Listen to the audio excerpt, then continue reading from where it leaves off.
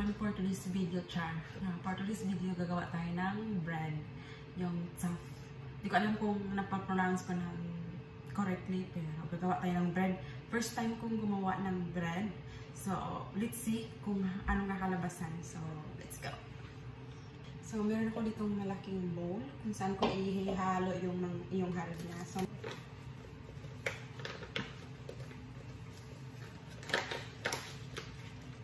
na yes. Yung mga dry ingredients. Grams to na butter. Since wala akong mixer, pinapuna ko lang siya. Tapos yung tubig, bali 300 ml. So, 300 ml to na teaspoon, isang teaspoon na asin.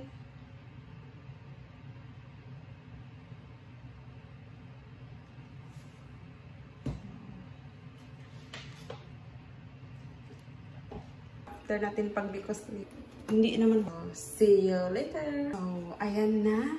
After natin pagbikos-bikos, so yan na siya.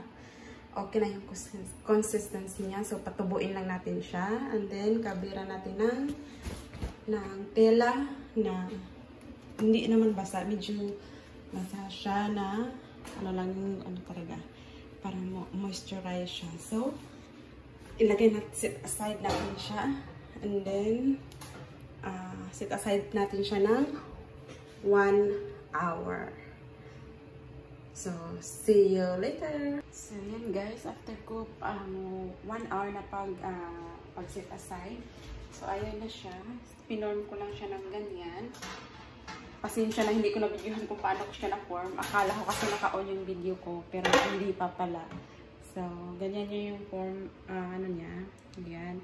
Tapos, nag-prepare na rin ako ng egg yolk. Kasi ito yung ilalagay ko sa ibabaw pang pakul.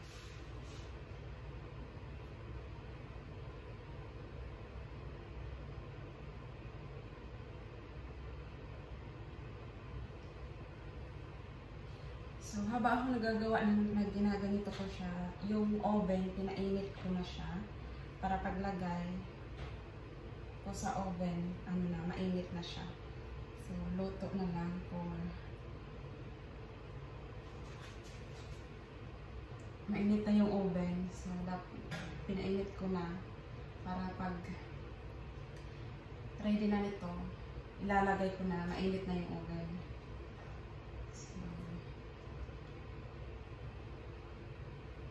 Yan, nalagyan ko siya.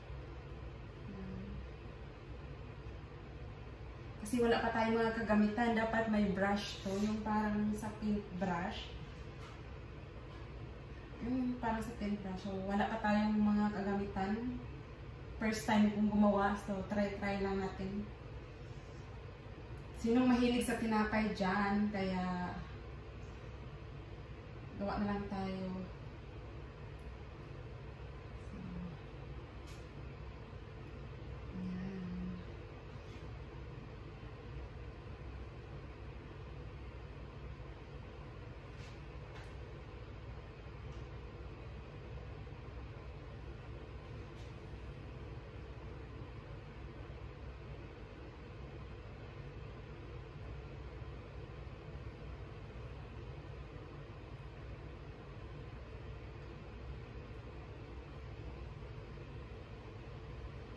So, ayan na siya. Nakalagay na. So, let's see. Ayan na. Ang ating bread. So, ayan na.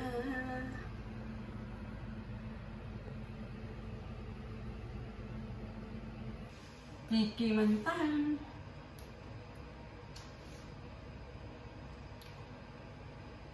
Sarap.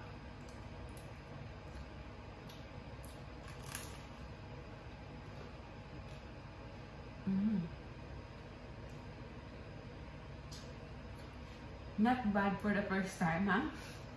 First time kong gumawa. So, thank you for watching. Kain tayo. Please subscribe.